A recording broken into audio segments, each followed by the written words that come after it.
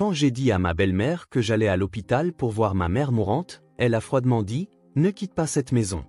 Et ne reviens jamais. » Mon mari a ajouté « Maman a raison. » Mais quand je suis arrivé à l'aéroport, Y avait mon mari avec un sourire. Il m'a regardé et a dit « Je t'attendais. » Avant de commencer l'histoire, n'oubliez pas de laisser un like et de vous abonner à la chaîne pour voir plus d'histoires comme celle-ci. Rachel se réveilla à 7 heures du matin et se glissa silencieusement hors du lit. Elle descendit sans faire de bruit, prenant soin de ne pas réveiller son mari, David, qui dormait à côté d'elle. Depuis 3 ans, elle se levait chaque matin à la même heure pour préparer le petit déjeuner pour la famille. Lorsqu'elle entra dans la cuisine, sa belle-mère, Margaret, s'y trouvait déjà. « Bonjour, Margaret » salua Rachel d'un ton enjoué, mais sa belle-mère lui lança un regard froid. « Les grains de café sont différents. Ce n'est pas la marque que j'achète toujours. » Margaret tirait une grande fierté du contrôle qu'elle exerçait sur la maison. Depuis que la femme de son fils avait emménagé dans cette maison il y a 3 ans, elle surveillait constamment les moindres faits et gestes de sa belle-fille. « Je suis désolée. Hier, le magasin habituel était fermé, alors je les ai achetés dans une autre boutique, » s'excusa Rachel tout en préparant du café frais. De telles petites critiques faisaient partie de son quotidien. Il y avait des normes pour tout, comment nettoyer, comment étendre le linge, comment assaisonner les plats, et l'on attendait de Rachel qu'elle satisfasse à toutes les exigences de Margaret. Au moment où David descendit, la table du petit déjeuner était mise. David travaillait comme comptable dans un cabinet d'expertise comptable local et se préparait à la hâte chaque matin avant de partir. « Bonjour, maman. » Rachel. David embrassa sa mère sur la joue, puis adressa un léger sourire à sa femme. En apparence, leur relation semblait bonne. Ils n'avaient pas de grandes disputes et paraissaient se respecter mutuellement. Cependant, Rachel sentait que son mari donnait toujours la priorité à sa mère. « Je rentrerai tard ce soir, alors ne t'inquiète pas pour le dîner » dit David en mordant dans son toast. « D'accord, mais s'il te plaît, pense à manger des légumes pour garder un bon équilibre alimentaire » répondit Rachel, montrant son inquiétude pour la santé de son mari, comme toute bonne épouse. « Je m'occuperai des repas de mon fils, alors ne t'en fais pas » intervint Margaret. Rachel n'a qu'à se préoccuper de son propre travail. Le graphisme, ce n'est que s'amuser sur l'ordinateur à la maison, n'est-ce pas? Rachel travaillait comme graphiste indépendante. Comme elle travaillait souvent de chez elle, sa belle-mère avait tendance à penser qu'elle ne faisait que s'amuser. En réalité, elle gérait plusieurs projets de clients et était constamment à la course pour respecter les délais. Le travail se passe bien. Je commence un nouveau projet ce mois-ci, répondit Rachel en essayant de paraître enjouée. David regarda sa montre et se leva. Bon, j'y vais. Il embrassa de nouveau sa mère et fit un signe de la main à sa femme en se dirigeant vers la porte d'entrée. Rachel ne le raccompagna pas. En 3 ans de mariage, elle avait appris que son mari ne la traitait pas sur un pied d'égalité avec sa mère. Cet après-midi-là, Rachel travaillait dans sa chambre. Alors qu'elle répondait aux demandes de révision de ses clients, son téléphone portable sonna. C'était sa mère, Hélène, qui vivait loin. « Rachel, comment vas-tu » La voix de sa mère gardait un ton calme. « Je vais bien. Et toi » Rachel parla à voix basse. Elle ne voulait pas que sa belle-mère l'entende. « Eh bien, pas trop mal, mais je me fatigue facilement ces derniers temps. » Hélène continuait de vivre seule. Rachel s'inquiétait constamment pour la santé de sa mère, mais il lui était difficile de lui rendre visite fréquemment. « Veux-tu que je vienne te voir ce week-end » suggéra Rachel. « Tu n'as pas besoin de te forcer. Ce serait mal vu par Margaret. » Hélène comprenait la position de sa fille. Elle savait qu'en tant que belle-fille, Rachel se devait d'être au service de sa belle-mère. Après avoir raccroché, Rachel ressentit des émotions complexes. Elle était partagée entre l'inquiétude pour sa propre mère et la considération pour sa belle-mère. Pouvez-vous imaginer gagner 10 000 $ par mois juste avec YouTube, et tout ça depuis chez vous? C'est exactement ce que j'ai fait avec Eddie Stories. Sans montrer mon visage, sans utiliser ma voix. Consultez le lien dans la description si vous êtes curieux. Dans cette maison, elle devait continuer à jouer son rôle de belle-fille. Le soir, alors que Margaret regardait la télévision dans le salon, Rachel commença à préparer le dîner. Cela faisait longtemps que sa belle-mère n'avait pas cuisiné, et tout était devenu la responsabilité de Rachel. « Rachel, prépare le chou farci préféré de David pour demain » lança Margaret sans même se retourner. « Entendu » répondit Rachel. Elle n'était pas la seule à connaître les plats préférés de David, mais Margaret aimait toujours donner des instructions. Ce soir-là, lorsque David rentra, les 3 membres de la famille s'assirent autour de la table. La conversation était principalement menée par la belle-mère, se concentrant sur le travail de son fils et les nouvelles du quartier. Rachel écoutait la plupart du temps, hochant parfois la tête en signe d'approbation. « J'ai eu un appel de ma mère aujourd'hui », dit Rachel pendant le repas. « Vraiment ? Elle allait bien ?» David montra de l'intérêt. « Elle semble un peu fatiguée. J'aimerais aller la voir un de ces jours. » Margaret arrêta ses baguettes. « Ta mère doit aussi traverser une période difficile.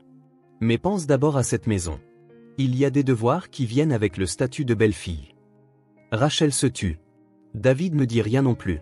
Ce silence en disait long sur sa position dans cette maison. Une fois dans leur chambre, Rachel regarda par la fenêtre. En apparence, c'était une vie de famille paisible. Il n'y avait pas de problème majeur et ils étaient financièrement stables. Pourtant, elle se sentait étouffée.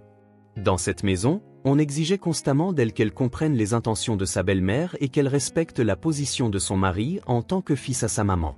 Ses propres opinions et sentiments passaient toujours au second plan. David se mit au lit. « Bonne journée de travail », dit-il à sa femme, mais il commença immédiatement à lire. Rachel ferma les yeux à côté de son mari, mais ne parvint pas à s'endormir facilement. En pensant à sa mère qui vivait loin, elle sentit une boule se former dans sa poitrine. Cependant, elle ne pouvait pas abandonner son rôle dans cette maison. Elle se disait que c'était ça, le mariage. Alors qu'ils entamaient leur 4e année de mariage, l'ingérence de Margaret s'intensifia de jour en jour. À la table du petit déjeuner, les critiques détaillées sur la cuisine de Rachel continuaient. « Les œufs ne sont pas assez cuits. David les aime durs », dit Margaret en regardant l'assiette de son fils. « Et le toast n'est pas assez grillé non plus. Il doit être plus doré. » Rachel se leva en silence et commença à préparer un nouveau toast. David continuait de manger en lisant le journal, comme si de rien n'était. De telles scènes étaient devenues une routine. « Rachel, tu as plié le linge hier, mais mon chemisier a encore des plis », se plaignit Margaret dans l'après-midi en étalant le linge dans le salon. « S'il te plaît, repasse-le. Mes vêtements doivent être traités avec un soin particulier. » « Je m'excuse, » répondit Rachel, interrompant son travail pour sortir la planche à repasser. Son travail d'indépendante avait des délais serrés, et les heures de la journée étaient précieuses. Cependant, elle ne pouvait ignorer les exigences de sa belle-mère. Margaret s'assit sur une chaise et supervisa le travail de Rachel. « Tu manques de conscience de ton rôle de belle-fille. À ton âge, j'écoutais tout ce que disait ma belle-mère et je me consacrais à la famille. C'est ça, la vertu féminine. » « Je pense que je fais de mon mieux, » répondit doucement Rachel. « Penser ne suffit pas. Ce sont les résultats qui comptent.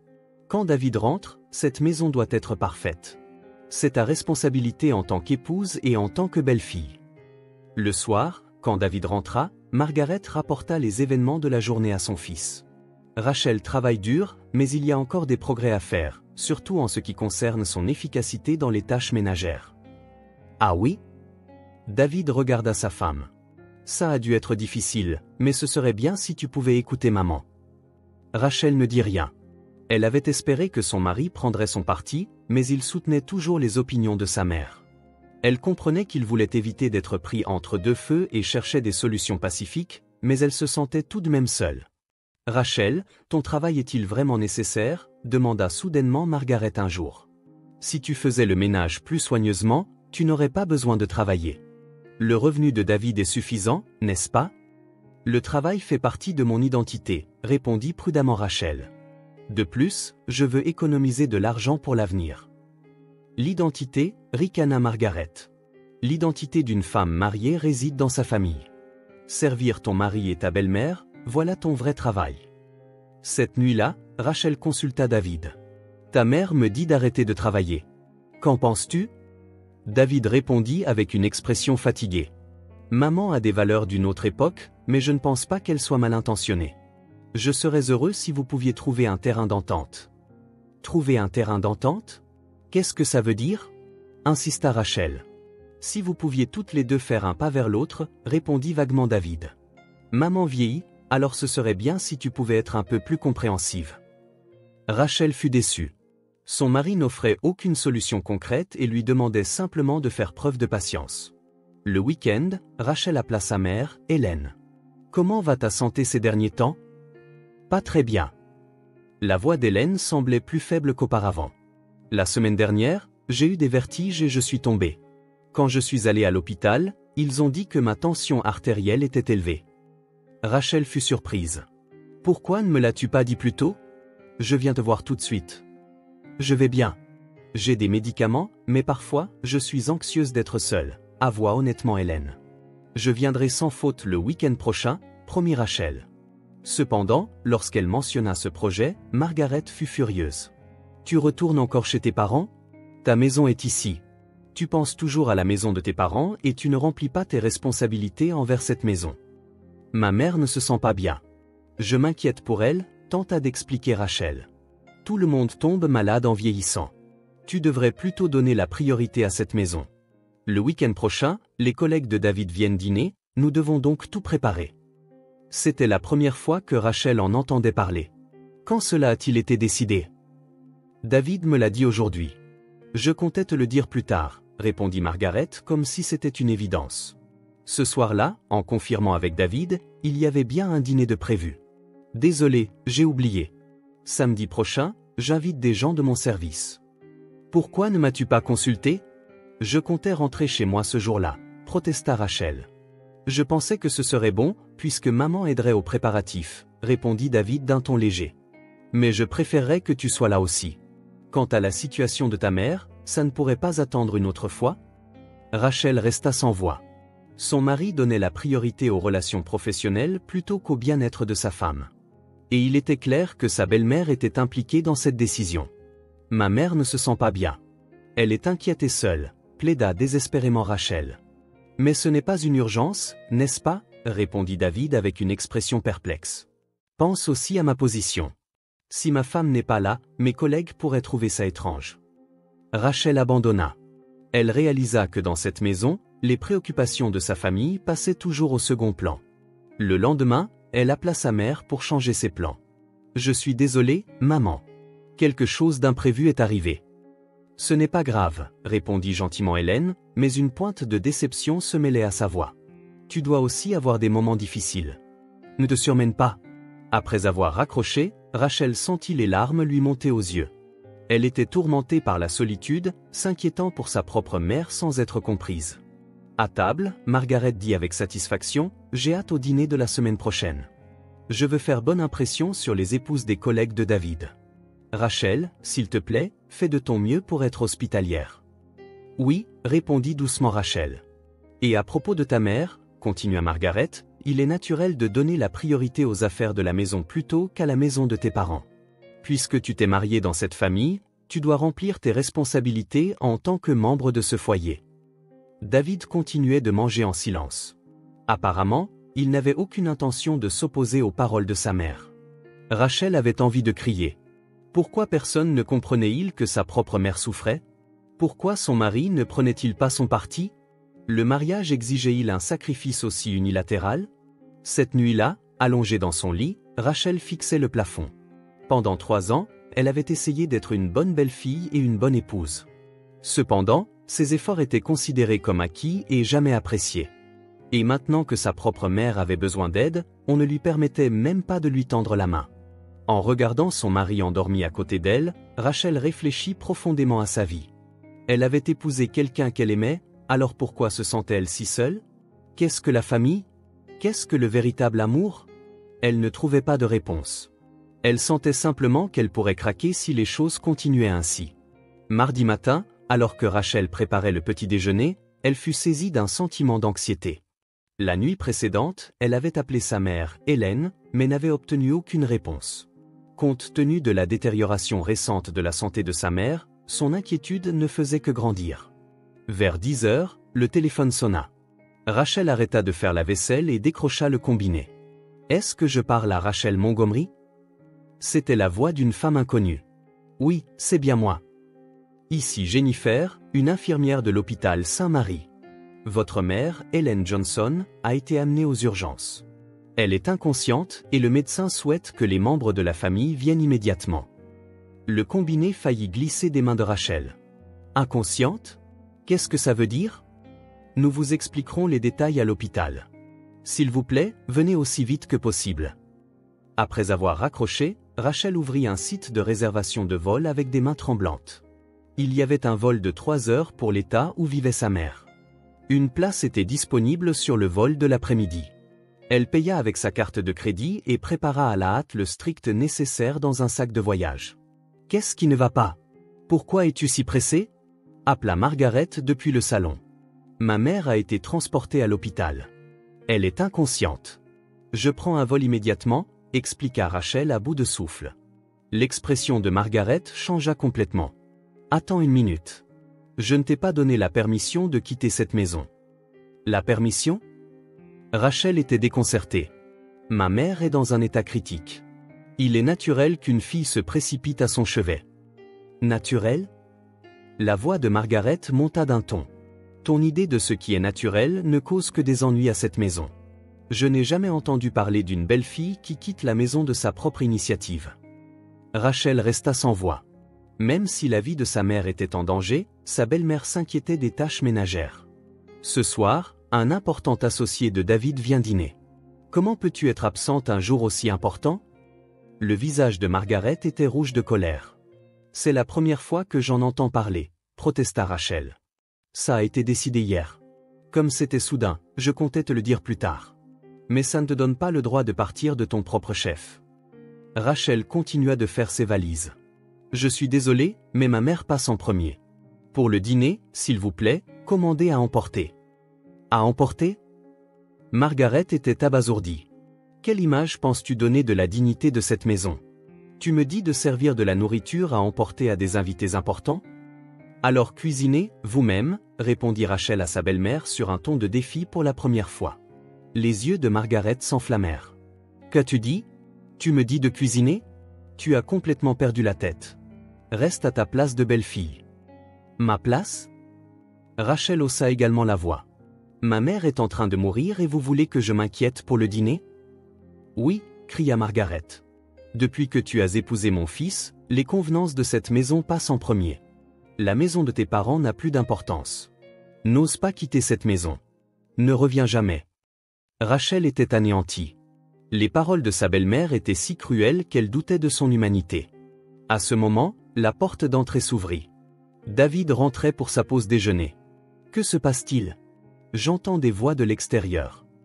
David regarda les deux femmes avec une expression confuse. David. Margaret se précipita vers son fils. Rachel essaie de partir quelque part de son propre chef, abandonnant l'important dîner de ce soir. David regarda Rachel. Qu'est-ce qui se passe ? Ma mère est inconsciente et a été transportée à l'hôpital. Je dois prendre un vol immédiatement, expliqua désespérément Rachel. L'expression de David devint troublée. C'est terrible, mais le dîner de ce soir est vraiment important. Le plus gros client de l'entreprise vient. Tu dis la même chose qu'elle, dit Rachel, regardant son mari avec incrédulité. Je m'inquiète aussi pour ta mère. Mais ce soir est important pour ma carrière. Si ça se passe bien, il y a une possibilité de promotion. Carrière, promotion. La voix de Rachel tremblait. Ta promotion est plus importante que la vie de ma mère ? Ce n'est pas ça, dit David en agitant la main. Mais quand l'état de ta mère se stabilisera, nous aurons des nouvelles. Et tu n'es pas obligé de partir tout de suite. Pas obligé de partir tout de suite ? Rachel se sentit désespérée. Elle est inconsciente. C'est peut-être la dernière fois que je pourrai la voir. Margaret intervint. Oui, c'est peut-être la dernière fois. Si c'est le cas, tu devrais d'autant plus donner la priorité à cette maison. Remplis ton devoir final de belle-fille. David regarda sa mère, puis sa femme. Après un long silence, il parla. Désolé, Rachel. Mais je pense que maman a raison. Rachel n'en croyait pas les paroles de son mari. Qu'as-tu dit ? Ce soir est vraiment important. Cela affecte ma position dans l'entreprise. Je m'inquiète pour ta mère, mais elle devrait recevoir un traitement approprié même sans toi, dit David d'un ton d'excuse. Un traitement approprié, rit Rachel. C'était un rire sec et triste. Ce que je veux, ce n'est pas un traitement. Je veux tenir la main de ma mère et être à ses côtés. C'est naturel pour une famille, pour une fille, n'est-ce pas ? Mais tu as aussi des responsabilités en tant qu'épouse, répondit difficilement David. C'est exact, dit Margaret triomphalement. Soutenir le succès de son mari est le rôle d'une épouse. Une femme qui ne pense qu'à sa propre famille ne peut pas être qualifiée de bonne épouse. Rachel regarda alternativement les deux. Pendant 3 ans, elle avait essayé de devenir un membre de cette famille. Mais au moment crucial, il ne la traitait pas comme telle. Il lui disait de donner la priorité au travail de son mari plutôt qu'à sa mère biologique. « J'ai compris », dit doucement Rachel. « J'ai très bien compris votre vraie nature. » Elle prit son sac de voyage et se dirigea vers la porte d'entrée. « Où vas-tu » la suivit précipitamment David. « Chez ma mère, pour remplir mon devoir de fille », répondit Rachel sans se retourner. « Si tu pars, tu ne pourras jamais revenir dans cette maison », cria Margaret. Rachel s'arrêta et se retourna. « Je vois. Mais il semble que je n'ai jamais eu ma place ici, de toute façon. » Un taxi arriva et Rachel se dirigea vers l'aéroport. Le paysage à travers la vitre de la voiture était flou. Ses larmes ne cessaient de couler. 3 ans de vie conjugale. Le mari qu'elle pensait aimer, les gens qu'elle pensait être sa famille. Peut-être que tout n'avait été qu'une illusion. Arrivée à l'aéroport, Rachel se dirigea vers le comptoir d'enregistrement. Elle effectua les formalités d'embarquement et passa la sécurité. En attendant à la porte, elle regarda son téléphone. Pas un seul appel de David. L'annonce de l'embarquement retentit. Rachel se leva et se dirigea vers la porte. À ce moment, quelqu'un appela par derrière. « Rachel !» Quand elle se retourna, elle vit une scène incroyable. David était là.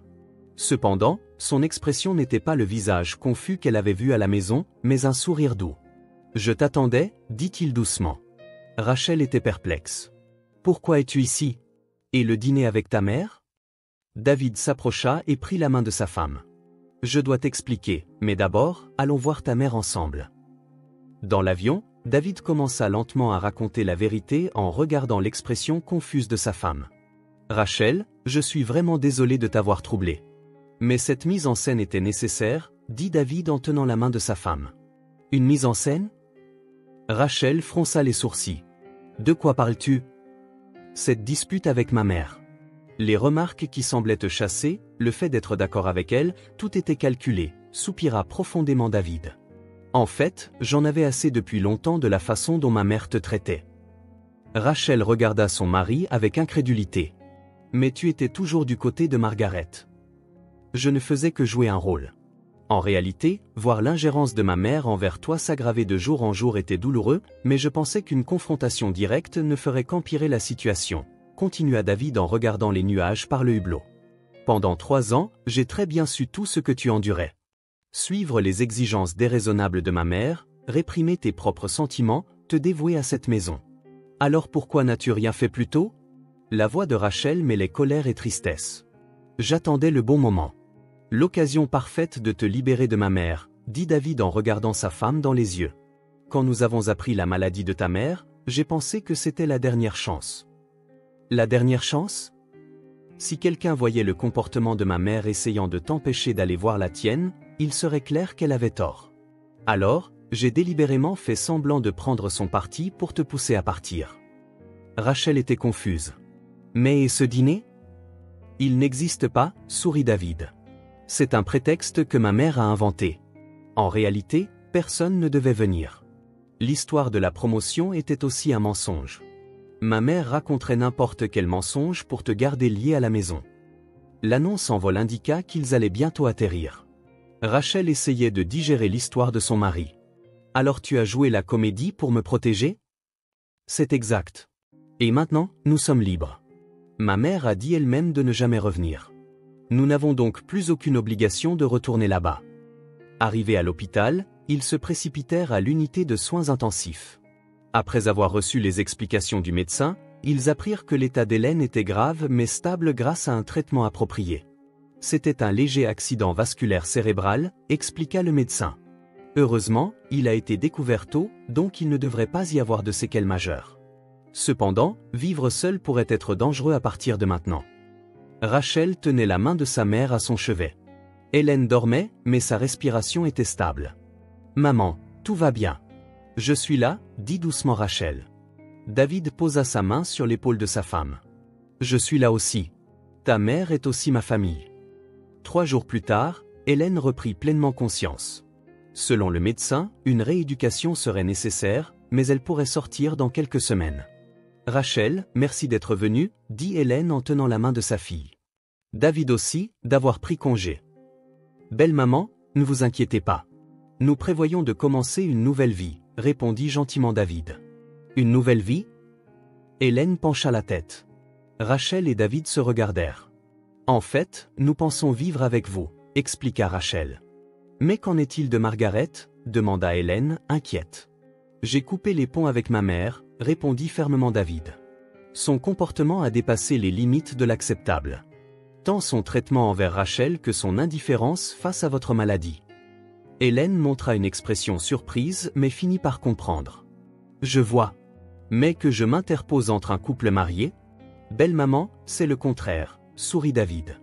En nous séparant de ma mère, notre mariage peut vraiment commencer. Une semaine plus tard, Rachel et David se rendirent chez Hélène pour discuter de la vie après sa sortie. David avait décidé de demander un transfert dans un cabinet comptable local, et Rachel prévoyait également d'utiliser le télétravail pour aider aux soins de sa mère. « Êtes-vous vraiment sûr? Changez vos vies pour moi, dit Hélène d'un ton d'excuse. N'est-ce pas ce que la famille est censée être?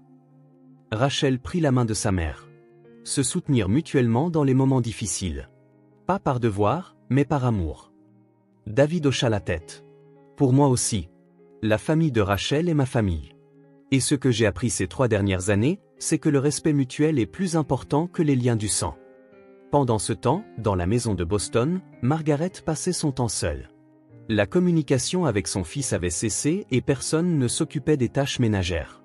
Les voisins, connaissant les circonstances de l'expulsion de la belle-fille, commencèrent à lui lancer des regards froids. « C'est cette femme la mauvaise », se disait Margaret. « Elle a manipulé mon fils pour qu'il abandonne sa mère. » Cependant, la réalité était dure.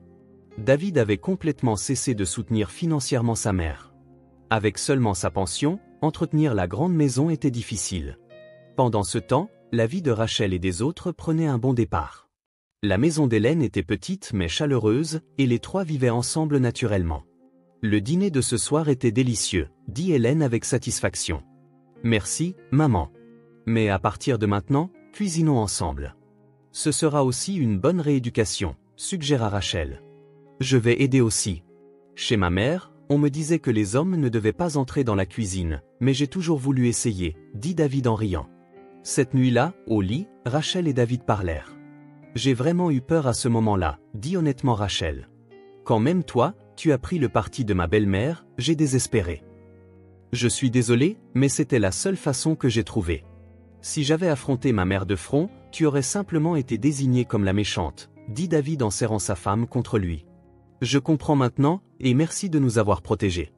À partir de maintenant, devenons vraiment mari et femme, en nous considérant mutuellement comme la priorité absolue, en nous soutenant à travers la vie. Oui. Et prenons bien soin de maman aussi. Cette fois, ce sont des soins par amour. Dehors, un doux clair de lune illuminait la nouvelle famille de 3 personnes. Libérés du contrôle de Margaret, Rachel et David avaient enfin trouvé le vrai bonheur. 1 an plus tard, au printemps, Rachel profitait d'un après-midi paisible à planter des fleurs dans le jardin. Sa mère, Hélène, s'était complètement rétablie et avait commencé des activités de bénévolat, lisant des livres aux enfants du quartier qu'il adorait comme une grand-mère. « Rachel, c'est l'heure du thé », appela Hélène depuis le jardin. La voix de sa mère, rendue plus claire par les effets de la rééducation, résonnait joyeusement. « J'arrive, maman », dit Rachel en secouant la terre de ses mains avant de se lever. Dans le salon, David faisait une pause dans son télétravail. Depuis son transfert au cabinet comptable local, il faisait rarement des heures supplémentaires et passait beaucoup plus de temps avec sa famille. « Il s'est passé quelque chose d'intéressant aujourd'hui », dit David en buvant son thé. « J'ai appris par Madame Smith, la voisine, que ma mère a déménagé dans un appartement. » Rachel fut surprise. « Un appartement? Qu'est-il advenu de cette grande maison? » Elle l'a vendue. Elle ne pouvait probablement plus payer les frais d'entretien. Avec juste sa pension, cette maison était trop luxueuse. Hélène montra une expression de sympathie. « C'est bien malheureux. Mais c'est le résultat de ses propres actions. » Après avoir perdu le soutien financier de son fils, la vie de Margaret s'était appauvrie. N'ayant jamais fait de travaux ménagers, elle dut faire face à la réalité de la vie seule. Nettoyage, lessive, cuisine. Elle devait tout faire elle-même. Les voisins, connaissant les circonstances du départ de sa belle-fille, commencèrent à l'éviter. Mais nous vivons heureux, alors c'est bien, dit Rachel en regardant son mari et sa mère. En effet, la vie des trois était idéale. Le travail de Rachel en freelance se portait bien, et elle gagnait un revenu tout en s'occupant de sa mère, profitant du télétravail. David était également bien évalué dans son nouveau travail, construisant sa carrière tout en chérissant le temps passé en famille. Le mois prochain, Jennifer vient nous rendre visite avec son bébé, dit joyeusement Hélène. Jennifer, une jeune mère du quartier, adorait Hélène comme une grand-mère et lui demandait souvent des conseils sur l'éducation des enfants. C'est merveilleux. Tu es si douée avec les bébés, sourit Rachel. Cette maison était remplie des liens d'une famille choisie, pas seulement de liens du sang. Des relations basées sur l'amour, et non sur des obligations forcées. C'était le vrai sens de la famille. Le soir, les trois allèrent se promener ensemble. La marche d'Hélène s'était complètement rétablie, et elle était devenue plus active qu'auparavant. À l'époque, je n'aurais jamais pu imaginer qu'une vie aussi paisible arriverait, dit Rachel en s'appuyant sur le bras de David. Moi non plus. Libérée du contrôle de ma mère, j'ai l'impression que nous sommes devenus un vrai couple pour la première fois, dit David en tenant la main de sa femme. Je suis très heureuse aussi d'être chérie par ma fille et mon fils, dit Hélène avec satisfaction. C'est ça, une vraie famille. Dans le parc, les trois s'assirent sur un banc et regardèrent le coucher du soleil. Au loin, on pouvait entendre des enfants jouer et des oiseaux chanter. Parfois, je pense, dit doucement Rachel, que si nous n'avions pas eu de nouvelles de la maladie de maman, nous serions peut-être encore en train de continuer cette vie étouffante. Mais le changement aurait été nécessaire de toute façon, répondit David. Tu n'aurais pas pu continuer à endurer, et je n'aurais pas pu continuer à fermer les yeux sur la tyrannie de ma mère. Tout a un sens, dit Hélène en prenant la main de sa fille. Si ma maladie est devenue le catalyseur pour que vous deux commenciez une nouvelle vie, ce n'était pas sans signification. De retour à la maison, les trois commencèrent à préparer le dîner ensemble. En cuisinant, une conversation naturelle s'engagea, et les rires ne cessaient jamais. C'était un vrai repas de famille. Pas quelqu'un qui sert unilatéralement, mais tout le monde qui coopère. Que ferons-nous demain ? Demanda joyeusement Hélène. S'il fait beau, on ira acheter de nouveaux plants de fleurs, suggéra Rachel. Ça me semble bien. J'aiderai aussi, acquiesça David. Cette nuit-là, au lit, Rachel et David parlèrent de l'avenir. Si nous avons des enfants, maman sera ravie, dit Rachel. Elle sera certainement la meilleure des grand-mères. Nous pourrons élever nos enfants dans un environnement aimant, dit David en serrant sa femme contre lui. Je suis heureuse que nous ayons pu construire une vraie famille, dit Rachel en posant sa tête sur la poitrine de son mari. Dehors, d'innombrables étoiles brillaient. Les liens d'une famille choisie, basés sur l'amour, des relations de respect mutuel. Rachel, David et Hélène avaient trouvé le vrai bonheur. Contrairement à l'amour contrôlant de Margaret, leur amour était libre, chaleureux et durable. C'était la fin d'une véritable histoire de famille.